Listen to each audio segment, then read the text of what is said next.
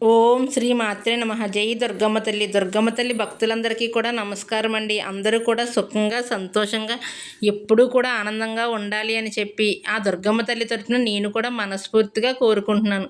ఈరోజు దుర్గమ్మ తల్లి అందించే సందేశం ఏమిటి అంటే కనుక, బిడ్డ ఇదే నీ విధి, ఒక్కసారి వారాహి తల్లిని తాకి చూడమ్మా.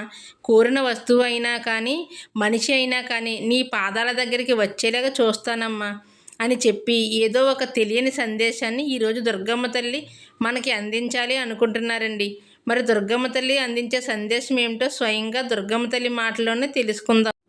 తెలుసుకునే ముందు ఎవరికైతే దుర్గమ్మ తల్లి అంటే నమ్మకం ఉంటుందో, గౌరవం ఉంటుందో వారందరూ కూడా ఈ వీడియోకి ఒక చిన్న లైక్ ఇస్తూ వీడియోని వినడం అయితే స్టార్ట్ చేయండి.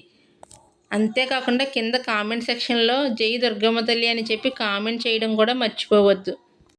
ఇక దుర్గమ్మ తల్లి యొక్క సందేశం విషయానికి వస్తే కనుక, ఇదే బిడ్డ నీ విధి అని చెప్పి మనకి చెప్తున్నారు. అంతేకాకుండా ఒక్కసారి వారాహి తల్లిని తాకి చూడమ్మా అని చెప్పి చెప్తున్నారు. మనస్ఫూర్తిగా ఆ వారాహి అమ్మను ఈరోజు నమస్కరించుకుని ఆ తల్లి పాదాలకు సాష్టాంగ నమస్కారం చెప్పుకొని అసలు మనకు దుర్గమ్మ తల్లి ఏం చెప్పాలి అనుకుంటుందో ఆ సందేశాన్ని పూర్తిగా చివరి వరకు వింటేనే అసలు మన విధి ఏంటి అని చెప్పి మనకు పూర్తిగా అర్థమవుతుంది. అంతేకాకుండా దుర్గమ్మ తల్లి చెప్పాలి అనుకుంటున్న సందేశంలో ఉండే ఆంతర్యం ఏంటో కూడా మనకు పూర్తిగా అర్థమవుతుంది. ఇంకా ఈ సందేశం ఏమిటో ఈ చిన్న కథ ద్వారా తెలుసుకుందాము. ఒక ఊరిలో సర్వసాధారణమైన పేద కుటుంబం, అంటే మధ్యతరగతి కుటుంబం, పేద కుటుంబం, ధనవంతులైన కుటుంబం అని చెప్పి ఇలా 3 రకాలుగా ఉంటారు కదా. అందులో కూడా దిగువ పేదరికమైన కుటుంబం అన్నమాట. ఆ కుటుంబంలో కనీసం ఒక పూట తింటే మరొక పూట పస్తు పడుకుంటారు. భార్య భర్త ఇద్దరికీ కూడా చాలా సంవత్సరాలుగా సంతానం లేదు. అయితే ఒకసారి ఒక గుడికి వెళ్ళి ఆ గుడిలో భగవంతుణ్ణి దర్శించుకుని వస్తే మీకు సంతాన భాగ్యం కలుగుతుంది అని చెప్పి ఒక గురువుగారు వారి ఇంటికి వచ్చి చెప్తారన్నమాట. అంటే ఒక సాధువు వచ్చి చెప్తారన్నమాట.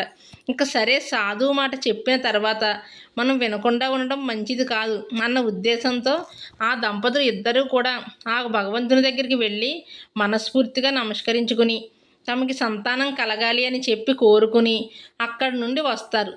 వచ్చిన నెల రోజులకి ఆమె అంటే ఆ కడుపు అనేది వస్తుందన్నమాట. గర్భవతి అవుతుంది. తను తర్వాత 9 నెలలు నిండిన తర్వాత పండంటి బాబు పుడతాడు. తర్వాత 10 నెలల తర్వాత అంతకుముందు ఏ ఒక్క సాధువు అయితే ఆ గుడికి వెళ్ళి మీరు నమస్కరించుకుని రండి అని మీకు సంతాన భాగ్యం కలుగుతుంది అని చెప్పిన సాధువు ఎవరైతే ఉన్నారో అదే సాధువు బిడ్డ పుట్టిన తర్వాత మళ్ళీ వారి ఇంటికి వస్తారన్నమాట. వచ్చి ఆ యొక్క బాబుని ఆశీర్వదించి వెళ్ళడానికి అని చెప్పి వస్తారు. వచ్చిన తర్వాత ఆ యొక్క సాధువుతో బిడ్డ తండ్రి ఏమంటాడు అంటే, మీ యొక్క ఆశీర్వచనాలతోనే మాకు ఇంత పండంటి బాబు పుట్టాడు. మీరే బాబుకు ఏదైనా పేరు పెట్టండి స్వామి, అసలు ఈ బాబు జాతకం ఎలా ఉందో చూడండి స్వామి అని చెప్పి చెప్తాడన్నమాట వాళ్ళ తండ్రి. అయితే సరేనని చెప్పి ఆ యొక్క సాధువు బిడ్డ అరిచేయిని పట్టుకుని చూసి, ఈ బాబుది మహర్జాతకం, పుట్టింది పేద కుటుంబంలోనే కానీ ఒక మహారాజు ఇంటికి తను అల్లుడు అవుతాడు. తను అల్లుడు అయిన తర్వాత ఆ యొక్క రాజ్యానికే అతను రాజు అవుతాడు అని చెప్పి చెప్తాడన్నమాట. ఆ మాటలు విని వాళ్ళ తండ్రి ఆశ్చర్యపోతాడు. అదేంటి సాధువు, నీవు ఏం మాట్లాడుతున్నారు? మీరు ఏమన్నా అర్థం ఉందా? ఇంత పేద కుటుంబంలో పుట్టిన నా బిడ్డను మహారాజు కూతురు ఎలా చేసుకుంటుంది? దానికి అసలు ఆ రాజు ఎలా ఒప్పుకుంటాడు?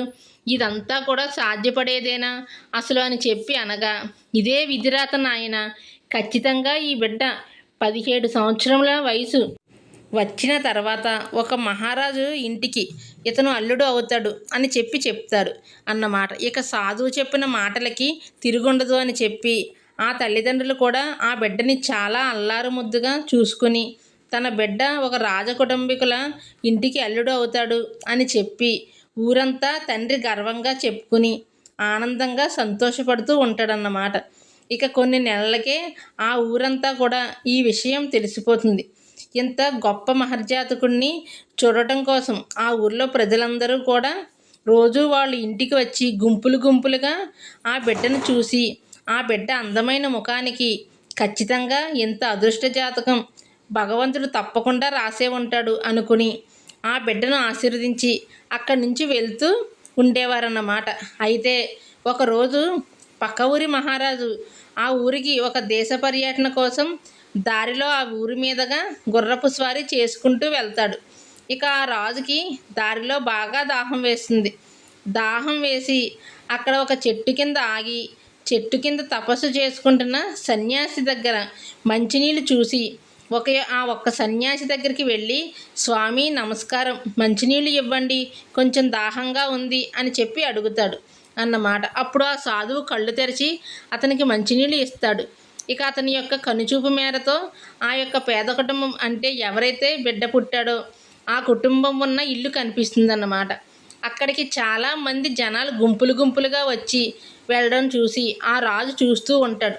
అప్పుడు ఆ సాధువుని ఆ మహారాజు అడుగుతాడు, స్వామి అక్కడ అంటే ఆ ఇంటి దగ్గర అంతమంది జనం గుంపులు గుంపులుగా ఎందుకు వచ్చి వెళ్తూ ఉన్నారు? అసలు అక్కడ ఏం జరుగుతుంది? ఏదైనా విశేషమా అని చెప్పి అడగగా, అప్పుడు ఆ ఇంట్లో ఒక కొడుకు పుట్టాడు స్వామి. అంటే కొడుకు పుట్టాడు రాజా. ఆ కొడుకుది మహర్జాతకము. పక్క ఊరి మహారాజు యొక్క కుమార్తెతో 17 సంవత్సరముల వయసు వచ్చిన తర్వాత ఆ పిల్లవాడికి ఆ యొక్క రాజకుమార్తెతో వివాహం జరుగుతుంది అని చెప్పి అతని జాతకంలో రాసిపెట్టి ఉంది. అంతటి అదృష్టవంతుడైన ఆ పసిపిల్లవాడిని చూడటానికి ఆ ఊర్లో ప్రజలు రోజు వచ్చి వెళ్ళి ఆ పిల్లవాడిని ఆశీర్వదిస్తూ ఉంటారు అని చెప్పి చెప్తారన్నమాట.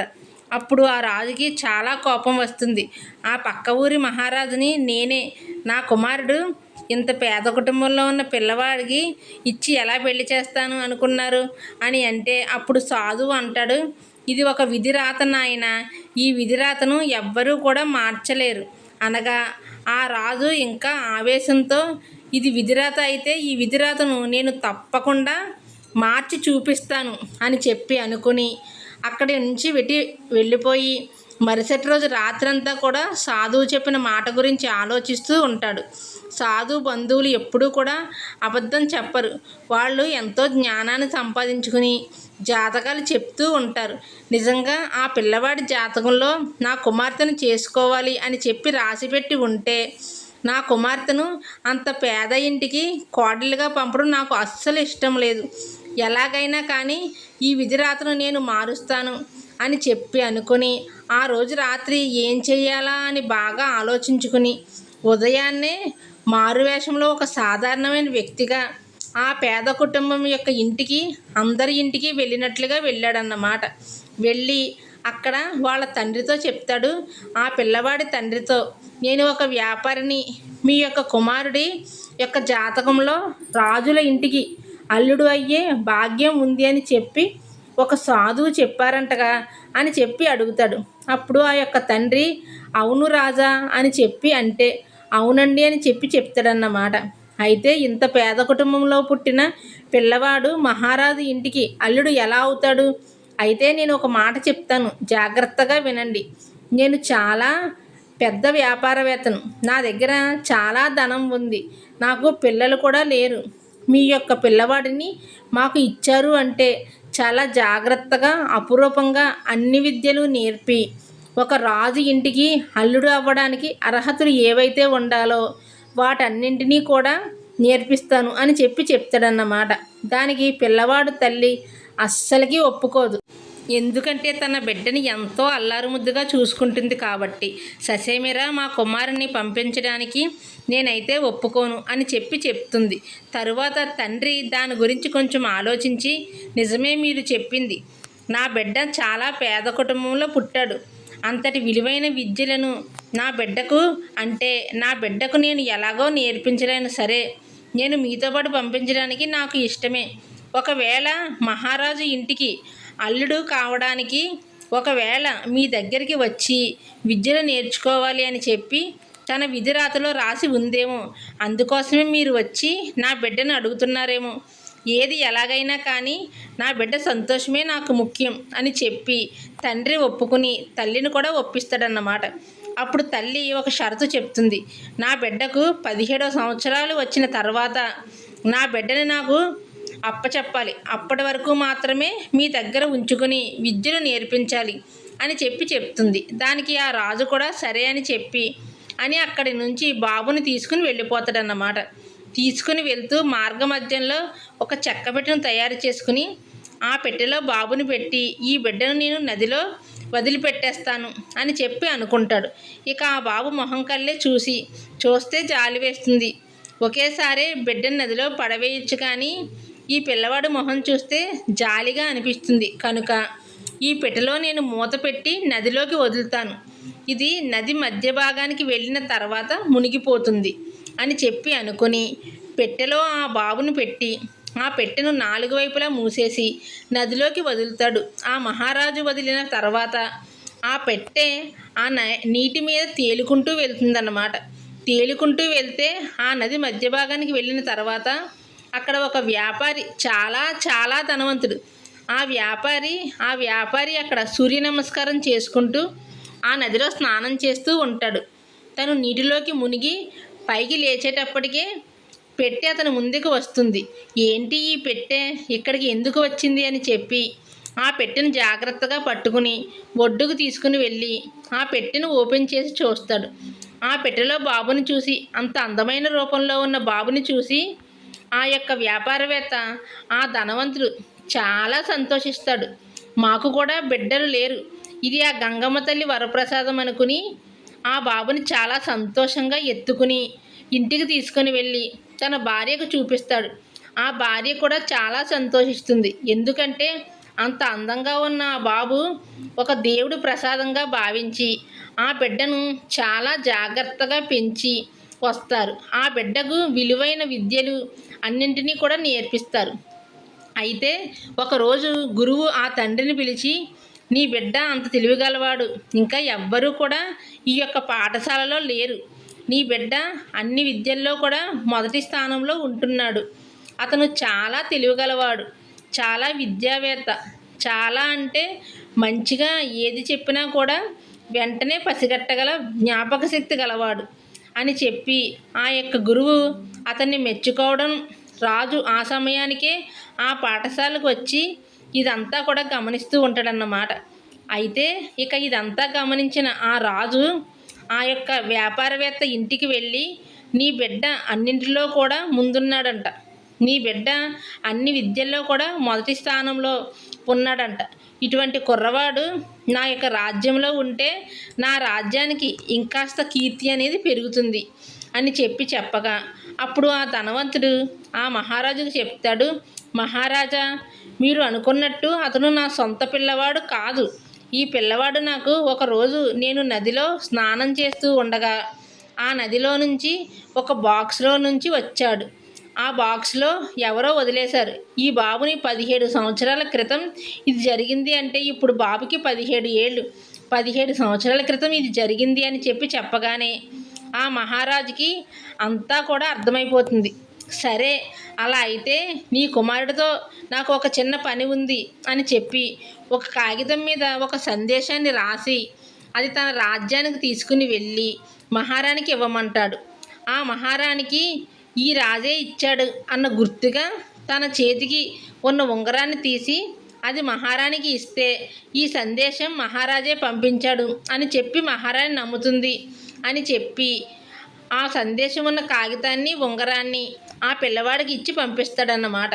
ఇక ఆ పిల్లవాడు ఆ సందేశం ఉన్న పేపర్ని ఇంకా ఉంగరాన్ని తీసుకుని అడవిలో నుంచి వెళ్తాడు. ఇక సగం దూరం వెళ్ళిన తర్వాత ఆ పిల్లవాడు దారి అనేది మర్చిపోతాడన్నమాట.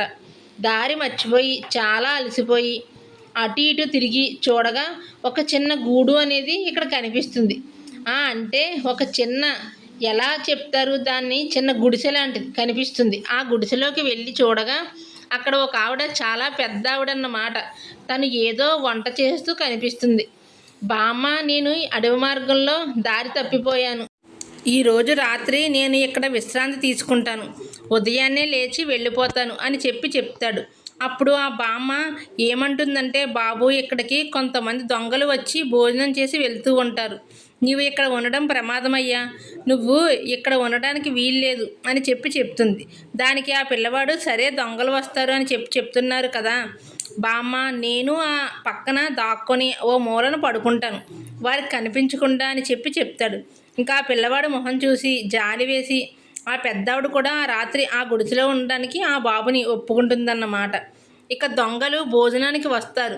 బయట ఆ పిల్లవాడి చెప్పులు గుర్రం ఈ రెండూ చూసి ఈ గుడిసెలో ఎవరో ఉన్నారు అని చెప్పి ఆ బామ్మని అడుగుతారు. బామ్మ కొంచెం సేపు భయపడి అంటే చాలా తడబడాయించిన కూడా తర్వాత నిజం చెప్పేస్తుంది. ఇక ఆ మహారాజు సందేశం పంపించారు అంటే అది ఏదో గొప్ప సందేశమే అయి ఉంటుంది అని చెప్పి అంటే ఆ పిల్లవాడు చెప్తాడన్నమాట, నన్ను రాజు పంపించాడు, ఈ సందేశం రాణికి ఇవ్వమన్నాడు అని చెప్పి జరిగిందంతా కూడా పెద్దావిడకి చెప్తే అప్పుడు ఆ పెద్దావిడ ఒప్పుకుంటుంది. ఇది పెద్దావిడ దొంగలకి చెప్తుంది, రాజు పంపించాడు అంటే ఆ సందేశం ఏంటో తప్పకుండా మాకు తెలియాలి, ఏదన్నా నిధి బంగారు వజ్రం గురించి అయితే మాకు ఉపయోగం కావచ్చు అనుకుని గబగబా ఆ పేపర్ని తీసి చదువుతారన్నమాట. ఆ పిల్లవాడు నిద్రపోతున్న సమయంలో ఆ పేపర్ మీద ఏం రాసి ఉంటుంది అంటే, మహారాణి, ఈ పిల్లవాడు చాలా చెడ్డవాడు, నేను పలానా ఊరికి యాత్రకి వెళ్తున్నాను, ఈ పిల్లవాడిని నేను వచ్చేసరికే చంపివేయాలి, నేను మళ్ళీ తిరిగి మన రాజ్యానికి వచ్చేసరికి ఈ పిల్లవాడు మరణించిన వార్త నా చెవిన పడాలి, ఇది తప్పకుండా మీరు చేయాలి అని చెప్పి రాసి ఉంటుందన్నమాట. ఇదంతా చూసి ఆ దొంగలకు కూడా ఆ పిల్లవాడు కళ్ళు చూసి జాలి వేస్తుంది. మహారాజు ఇంత దుర్మార్గుడా, ఇంత చిన్న వయసులో ఈ పిల్లవాడిని ఎలా చంపాలి అనుకుంటున్నాడు అని చెప్పి ఎలాగైనా కానీ ఆ పిల్లవాడిని బతికించాలి అని చెప్పి దొంగలందరూ కూడా అనుకుని ఆ పేపర్ని చింపేసి అలాంటి కాగితం మీదే వాళ్ళు ఏమని రాస్తారు అంటే, మహారాణి, మన కుమార్తెను ఈ బాబుకి ఇచ్చి పెళ్లి చేయండి, ఈ బాబు చాలా తెలివైన వాడు, అన్ని విద్యల్లో కూడా గొప్పవాడు, ఇటువంటి కుర్రవాడు మన ఇంటి అల్లుడు అవ్వడం మన అదృష్టం, మేము యాత్రకు వెళ్ళి వచ్చేసరికి ఇతను మన ఇంటి అల్లుడే ఉండాలి అని చెప్పి రాస్తారన్నమాట. ఇక సరేనని చెప్పి అది దాన్ని మడిచి ఆ పిల్లవాడికి అనుమానం రాకుండా మళ్ళీ ఆ పిల్లవాడి పక్కనే ఆ పేపర్ని పెడతారు. ఇక తెల్లవారుతుంది. తెల్లవారిన తర్వాత ఆ పిల్లవాడు ఆ పేపర్ని తీసుకుని ఆ ఉంగరాన్ని తీసుకుని ఆ రాజ్యానికి వెళ్ళి మహారాణికి చూపిస్తాడు. మహారాణి పేపర్ చదివి ఇదంతా కూడా చదువుతుంది. చదివి ఆశ్చర్యపోతుంది. ఇలాంటి కుర్రవాడు ఎవరో ముక్కుమొహం తెల్లయ్యని పిల్లవాడికి మన కుమార్తెని ఇచ్చి మహారాజు ఎలా పెళ్లి చేయమన్నాడు, ఇదంతా అబద్ధమని అనుకుందాము అనుకుంటే అతని చేతి యొక్క ఉంగరాన్ని ఇచ్చి నిజమే అని నమ్మేటట్లుగా చెప్పాడే. సరే, రాజు ఆలోచించారు అంటే దాని వెనుక ఏదైనా కానీ ఆంతర్యం ఉండి ఉంటుంది అని చెప్పి అనుకుని మహారాణి ఆ పిల్లవాడికి ఇచ్చి ఆ రాజు వచ్చేసరికే పెళ్లి చేసేద్దాం అనుకుంటా. ఇక కొన్ని నెలల తర్వాత మహారాజు వస్తాడు. జరిగిందంతా కూడా తెలుసుకుని కోప్పడతాడు అన్నమాట. కోప్పడి, ఇది ఎందుకు చేశావు రాణి, నువ్వు నేను లేని సమయంలో మన కుమార్తెను వివాహం అనేది ఎలా చేశావు అని చెప్పి రాణిని అడుగుతాడు. మీరు ఇదే కదా రాసి పంపింది, దానికి గుర్తుగా ఈ ఉంగరాన్ని కూడా ఇచ్చారు కదా అని ఆ పేపర్ని ఆ ఉంగరాన్ని చూపిస్తుందన్నమాట. ఇదంతా పిల్లవాడు మార్చి ఉంటాడు అని చెప్పి ఎలాగైనా కానీ అతన్ని ఈడ్చుకురండి అని చెప్పి ఆ రాజు భట్లకు చెప్తారన్నమాట. ఆ భట్లు ఆ పిల్లవాడిని ఈడ్చుకుని వస్తారు. అయితే నువ్వు నా కుమార్తెను చేసుకునే అంత గొప్పవాడివా, నీకు ఇంత ధైర్యం ఎలా వచ్చింది, మహారాణి ఏదో పొరపాటు పడింది అనుకుంటే నువ్వు నా కుమార్తెను ఎలా ధైర్యంగా చేసుకున్నాం అని చెప్పి అడుగుతాడన్నమాట. అయితే ఇదంతా నాకేమీ తెలియదు, మీరు ఇదే రాశారు అనుకుని నేను కూడా అనుకున్నాను అని చెప్పగా నేనైతే కాగితం ఏదీ మారవలేదు అని చెప్తాడన్నమాట. అదే సమయానికి ఆ యొక్క రాజ్యానికి ఆ సాధువు అంటే ఎవరైతే ఒకరోజు మంచినీళ్ళు ఇచ్చి విధి రాత ఇది ఖచ్చితంగా ఆ రాజ్యానికి ఆ పిల్లవాడు అల్లుడు అవుతాడు అని చెప్పిన సాధువు ఎవరైతే ఉన్నారో ఆ సాధువు కూడా వస్తారన్నమాట. ఆ సాధువు వచ్చి, మహారాజా, 17 సంవత్సరాల క్రితం మనం కలిసాము, నన్ను గుర్తుపట్టావు అని చెప్పి అడుగుతాడు. అప్పుడు ఆ రాజు కొంచెం ఆలోచించి, అవును స్వామి, నేను మిమ్మల్ని గుర్తుపట్టాను, మీరెందుకు వచ్చారు అని చెప్పి అడుగుతాడు అన్నమాట. దానికి సాధువు, మరి విధిరాత మారుస్తాను అన్నావు కదా, మార్చావా అని చెప్పి అడుగుతాడు.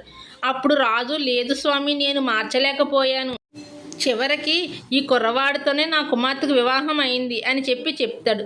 అప్పుడు సాధువు, ఇదే విధిరాత నాయన, నీవు ఇక ఎటువంటి చెడ్డ పనులు చేయకుండా అంటే ఈ పిల్లవాడిని అల్లుడుగా స్వీకరించి ఈ యొక్క రాజ్య బాధ్యతలన్నీ కూడా ఆ పిల్లవాడికి చెప్పి నీ తర్వాత రాజుని అతన్నే చెయ్యి అని చెప్పి ఆ యొక్క సాధువు చెప్తాడన్నమాట. అప్పుడు రాజు ఆలోచించుకుని ఈ పిల్లవాడిని చంపడానికి నేను ఎన్నో రకాల ప్రయత్నాలు చేశాను, కానీ ఏది కూడా నా వల్ల కాలేదు. అంటే విధి రాతను ఎవ్వరూ కూడా మార్చలేరు అని చెప్పి నాకు ఇప్పుడు అర్థమైంది. మీరు చెప్పినట్లుగానే నేను చేస్తాను అని చెప్పి ఆ స్వామికి నమస్కరించుకుని ఆ యొక్క పిల్లవాడిని అల్లుడిగా స్వీకరించుకుని తన తర్వాత రాజ్యాన్ని అధికారాలని కూడా ఆ పిల్లవాడికి ఇచ్చి ఆ రాజు సంతోషంగా తన యొక్క కూతురు అల్లుడితో ఆనందంగా ఉంటాడు. ఇదంతా తెలుసుకున్న ఆ రాజు ఆ యొక్క పిల్లవాడి తల్లిదండ్రులను కూడా పిలిపించి ఆ రాజ్యంలోనే వాళ్ళకు కూడా ఆశ్రయం ఇస్తాడు అన్నమాట. అందరూ కలిసి సంతోషంగా ఉంటారు. అయితే ఇక్కడితో కథ పూర్తవుతుంది. ఈ కథ ద్వారా దుర్గమ్మ తల్లి చెప్పాలి అనుకుంటున్న సందేశం ఏమిటి అంటే కనుక, బిడ్డ, ఎప్పుడైనా కానీ ఎవరైనా కానీ కష్టాల్లో ఉన్నారు అన్న, పేదరికంలో పుట్టారు అన్న కూడా, డబ్బు లేదు అన్న, ఆస్తులు లేవు అన్నా కూడా ఏదీ శాశ్వతం కాదు బిడ్డ. ఎంత పేదరికంలో పుట్టినా కానీ ఖచ్చితంగా వారి యొక్క విధిరాతలో ఐశ్వర్యవంతుడు అవుతాడు అని చెప్పి రాసి పెట్టి ఉంటే తప్పకుండా అతను ఐశ్వర్యవంతుడు అవుతాడు. కనుక ఎటువంటి అనుమానాలు పెట్టుకోకుండా ఖచ్చితంగా నీ విధిరాత ఏది అయితే రాసిపెట్టి ఉంటుందో అదే జరుగుతుంది. ఇక నీ యొక్క సంకల్పం ఏదైతే ఉందో అది ఆ వారాహి అమ్మ ముందు పెట్టి నీ యొక్క సంకల్పం న్యాయబద్ధంగా ఉన్నట్లయితే ఖచ్చితంగా అమ్మవారి పాదాల ముందు కనుక ఆ సంకల్పాన్ని పెట్టి ఆవునేతితో నువ్వు అమ్మవారి ముందు దీపారాధన చేసినట్లయితే ఎంతటి గొప్ప వరమైనా కానీ ఖచ్చితంగా నీ పాదాల దగ్గరికి వచ్చి ఆ కోరిక తీరుతుందమ్మా అని చెప్పి ఈరోజు దుర్గమ్మ తల్లి మనకి ఈ రకంగా సందేశాన్ని అయితే అందించిందండి. మరి దుర్గమ్మ తల్లి గారు అందించిన ఈ సందేశం మీ అందరికీ నచ్చింది అనుకుంటున్నాను. నచ్చింది అనిపిస్తే తప్పకుండా చూసి వెళ్ళేవాళ్ళు ఒక చిన్న లైక్ ఇవ్వండి. మొదటిసారి మన ఛానల్లోకి వస్తే సబ్స్క్రైబ్ చేసుకుని సపోర్ట్ చేయండి. ఖచ్చితంగా కింద జై దుర్గమ్మ తల్లి అని చెప్పి కామెంట్ చేయడం మాత్రం మర్చిపోవద్దు. రేపు మరి ఒక మంచి సందేశంతో తప్పకుండా కలుసుకుందాం. అంతవరకు కూడా దుర్గమ్మ తల్లి ఆశీస్సులు మీపై ఉండాలి అని చెప్పి మనస్ఫూర్తిగా కోరుకుంటూ సర్వేజన సుఖినో భవంతు. జై దుర్గమ్మ తల్లి.